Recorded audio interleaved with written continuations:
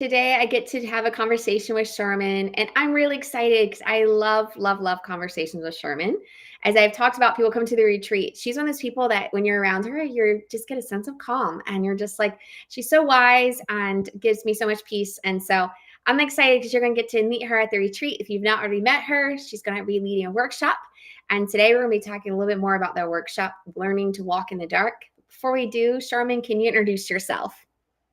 Yeah, thanks. It's so fun to talk with you every time, Lauren. I love it. So we should do this more often. You But should. yeah, I am I've gone to calling myself a consultant these days because that seems to make most sense to people. But I am a relationship consultant with a master's degree in professional counseling. Do a lot of work just helping people to find their way in the dark, which essentially is about forging a trail where you don't necessarily have other people telling you rightly what to do as you're coming out of relationships that are full of emotional abuse or narcissism or just flat out foolishness and trying to find your way out of that. So I do that. I have my own practice here in the Raleigh, North Carolina area, and I do most of my work virtually, actually. So most of my sessions are online nowadays, but always fun to get to see people and be a Yeah. part of their story. That's awesome. So you're taking clients from all over. So you still have Yep, availability. And because you're a relationship consultant, it's not strictly to one state. So if you're watching and you want to reach out to Charmaine, exactly. you can reach out to her. Exactly. I will admit that I am booked out probably about 8 weeks, but I am doing more and more groups these days, trying to meet the need better with some group settings too. So if there are people that want to try to get in, I apologize. The individual sessions are so far out, but I have some group options as well. So yeah, That's awesome. Well, I'm excited you're coming back to the retreat. I think this is your fourth me year too. here, isn't it? I believe. Yeah, yep, I think so. Because yes, you were there at the original one in Lake Junesk. Well, that was not the original Yes, one. That was my first one. And I keep saying yeah, it's the original one, but it's not. The second one at yes, Lake Juneska, the first one at Lake Juneska, which we're going to be at again this year. And yep, so I'm really excited to be back there. And you're going to be yeah, doing a workshop on Saturday. yes. So I am looking forward to that. Let's talk more about that. I want to know, Okay. what is the metaphor? Like, what does it mean to learn to walk in the dark? Can you tell me more about that? Yeah, well, it came from that idea, like I said a minute ago, that when you're trying to come out of unhealthy relationships and find your way, everything feels dark. Mhm. Um, and the point of it is that in learning how to walk in the dark, you have to pay attention to more than just what you think you can see. And so the workshop is about how to listen to your own inner voice again, how to find a sense of direction, how to develop a purpose and a direction, even when you can't really see or can't really make sense of what's going on around you because it's so dark. So that's where the metaphor came from. I like to tie that in. Everything I do at the workshop is kind of tying in that idea of, if you're stuck in a dark place where like you're in the middle of the woods and all you can see is barely one foot in front of the other, how do you find your way out of that with the least amount of harm to yourself?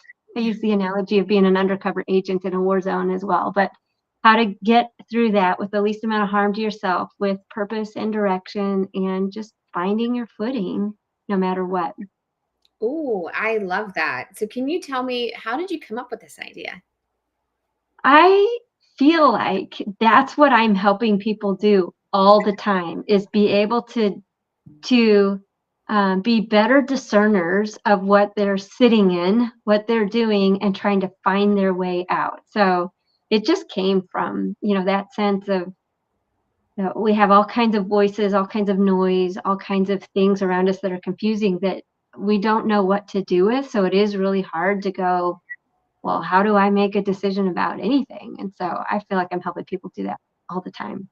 Yes, and you're really good at that. I just feel like you're one of those Thanks. people that's so good about asking questions and helping Mm, people begin to think for themselves and begin to see mhm, things and to see the light and be like, oh, I hadn't thought of it that way before. When you frame it that mhm. way, it helps me see it from a different perspective. So Yep. I'm excited to know more about what's in this course or workshop you're going to be leading. What are you going to be doing with us?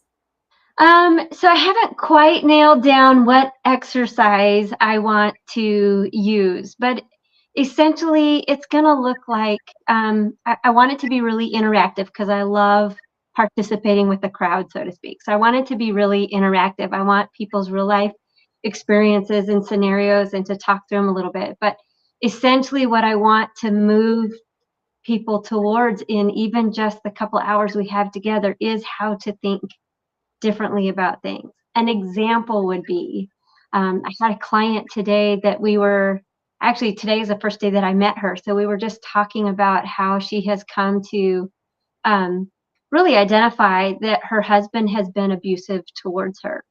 And and she'd been married 39 years, I think. So almost, actually, their 40th anniversary is tomorrow. So 4 decades of being married and just coming uh, to the realization that she's been in an abusive relationship. And the hardest part was being able to call it that. She's Yeah. married to an abuser.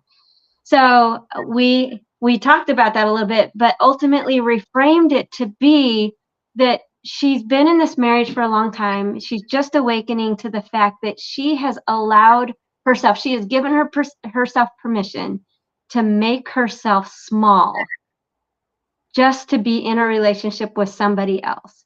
So even if she's having a hard time identifying that he's an abuser, which puts all the focus on now she's the victim, there is this sense that yes, he's been abusive and destructive towards her, and she's not just the victim. She actually spent a lot of her life making herself small to be able to be with him. And so the implication of just changing it, reframing it that way, is you can't do anything about him being abusive. You can do a lot about whether or not you make yourself small for somebody else.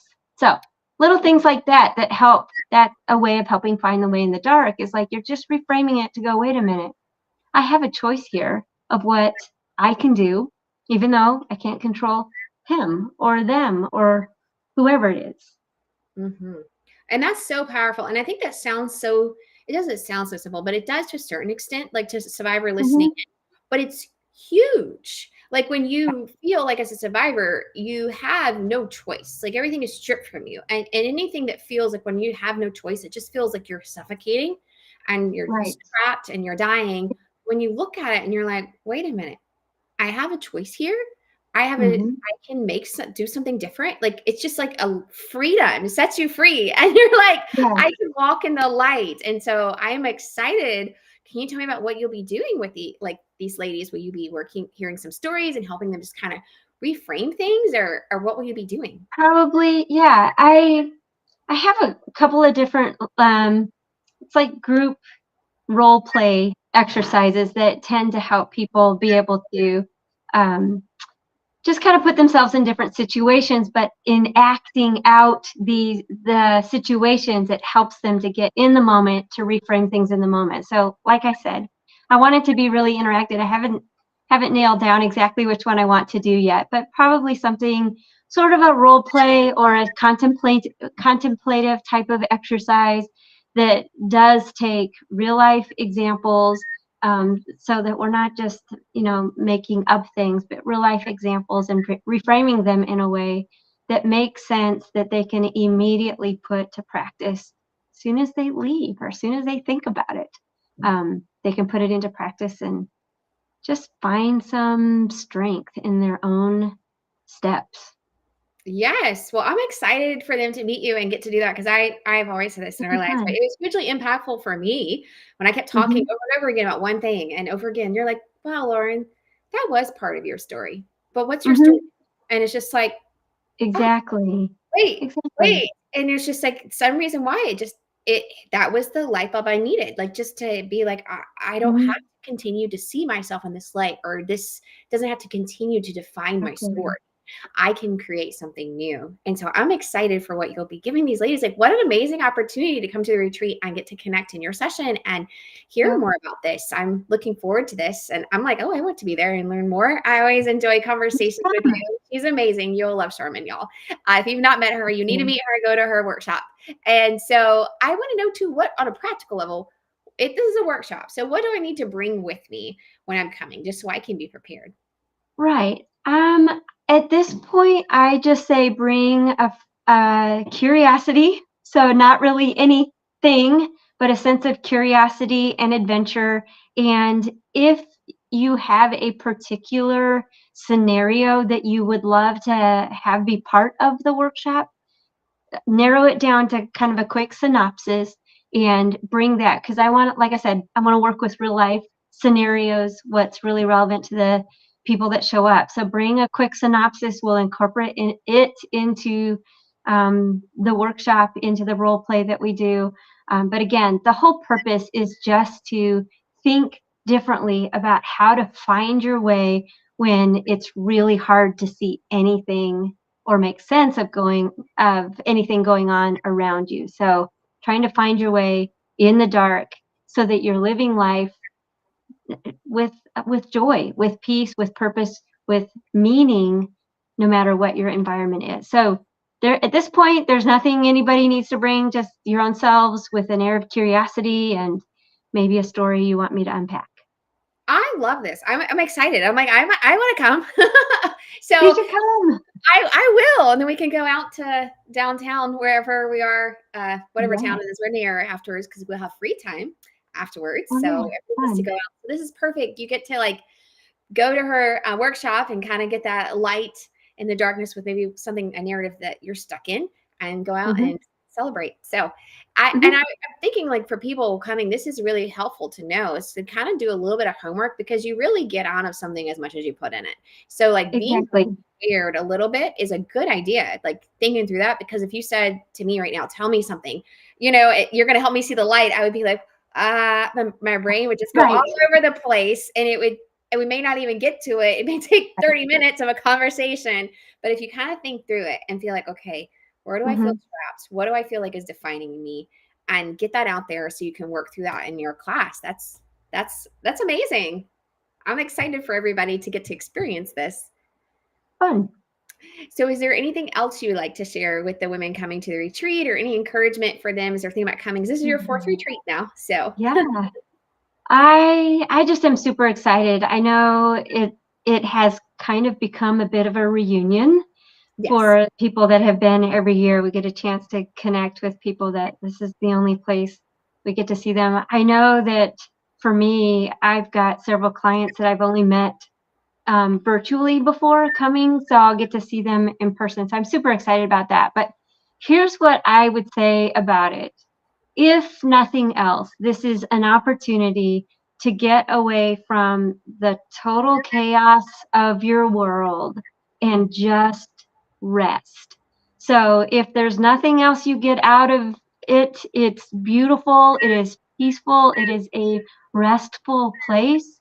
So it will be a place where you can come and um, lay down some of that anxiety that you've had to carry every day, all the time, because you're going to be surrounded by other people who, like, you don't have to explain the story to. They know what you're feeling.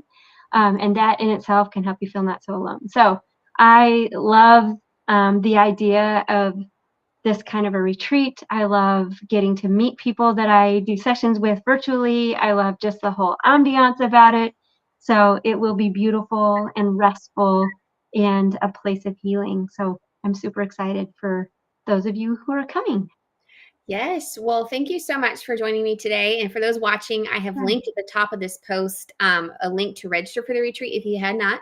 We only have like almost a little bit right at a month left to register. So it's not Wow. much time. It sounds like it's a long time, but it's like sneaking up on us fast. So if you've not registered, go ahead and register. And then also, we're still in a scholarship campaign. So many of the women who desire to come cannot come due to financial restraints of going through abuse and just so many different things. They're not able to come. So we're offering them scholarships. It costs $450 or $475. Excuse me, that was last year's. Mm. To scholarship one woman through a retreat. And so if that is on your heart, we love to invite you to be able to give back to women. It's so joyous to be there and know that you're part of getting somebody else there too that wouldn't be there otherwise, or to get to hear their stories when they come back of God's work in their life and what God did, and knowing that you get to be part of that for now and all of eternity. That gets me excited. So, well, I'm so excited to see you soon. It's going to be so much fun. May is such a perfect month for Lake Junealaska. It's amazing there. If you've not ever been to Lake Junealaska, you're going to love it. It's on a big lake. It's just serene. It's peaceful, like she said. And I really hope everybody can come that is desiring to come. There's still space for you. And we're excited to meet all of you and to hear your story. So thank you for joining me today, Sharmen. You're welcome. Anytime. Yes. All right. Well, y'all guys have a good day there watching. And if y'all have any questions for Sharmen, let me know. You can put them in the chat and I can tag her in there. And then also I can drop a link. I need to probably put a website, or what's the best way for people to contact you? They can contact me at info@livefound.org. That's probably the easiest way, or go to my website, sharmenkimbrough.com or livefound.org. They both go to the same place. Perfect. I just dropped into the comments for both Okay. Facebook and YouTube. Oh, So if y'all want to get in perfect. touch with her, you can. Well, thank Okay. you, Sharmen, for Thank joining you. us. Y'all, I'll have a good day.